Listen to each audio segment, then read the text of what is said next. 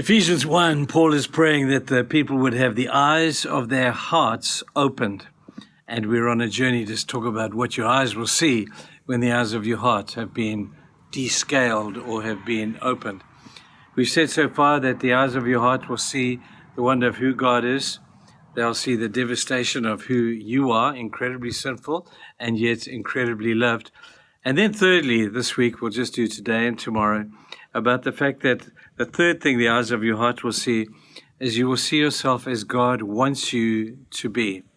It's all very well seeing him as he is, seeing ourselves as we are, but we've got to begin to get a picture of how God wants to see us. At first, when he saw us, we were sinful, we were messed up. God redeemed us by his grace and through his love and his sacrifice. And now he doesn't leave us there. He says, now I want to see what I can make of you for the rest of your life. It's what he wants us to be. I guess it's about knowing our purpose. It's a turning point in many people's lives when they realize that God does have a purpose for you. We all have different purposes. Mine is to do the things I believe that I need to be doing and hopefully am doing. Yours might be something similar or might be something completely different to that, but it doesn't matter. We all have a purpose in this plan that God has for us. You see, forgiveness often happens twice. We look at the forgiveness we get at the point of salvation, and we see the forgiveness that Jesus gave to Peter a second time round after Peter had denied him. And this was a restoration, not just of the relationship, but it was a restoration of purpose for Peter. When Jesus restored with Peter on the edge of the Sea of Galilee, he didn't just say the cushy, nice stuff. Okay, now we're buddies again, and the grief is over. I forgive you, you forgive, and all that kind of stuff. After every aspect of what he said about forgiveness, he said, Peter, but there's a purpose. I need you to go and feed my sheep. Peter, there's a purpose to my forgiveness. And the restoration of our relationship is that you, Peter, should fulfill your purpose. Peter, can you just get off your butt and go and do what I've called you to do and go and feed my sheep? And he said this to Peter over and over and over. Restoration of relationship means restoration of purpose.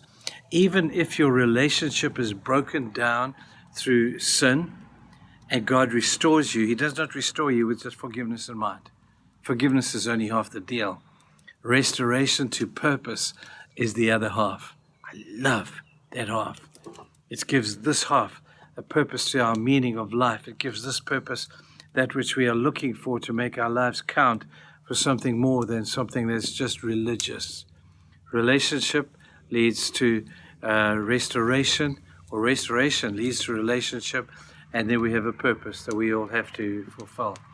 In 2 Timothy 2:20-21, it talks about cleansing.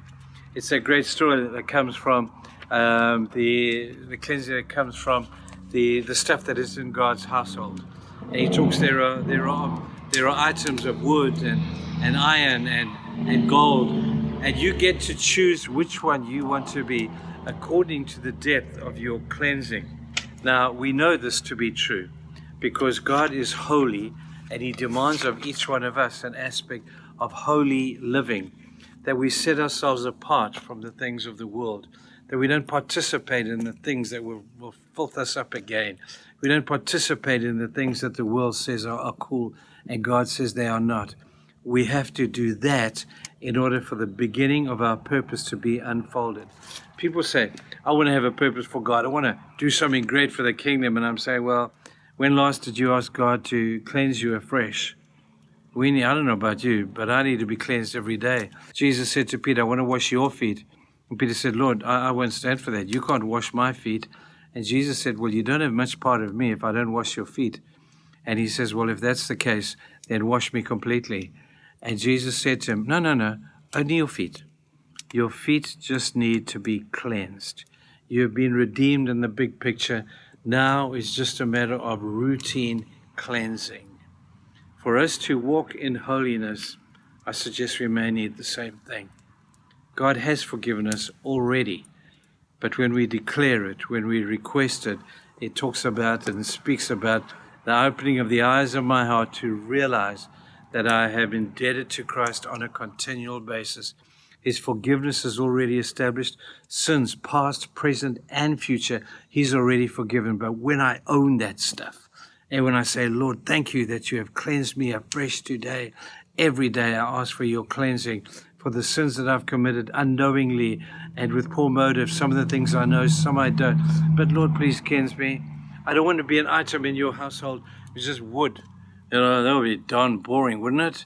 But I want to be an item of gold or of silver, something valuable that you'd be so proud of. It all comes back to walking with a clear slate with God.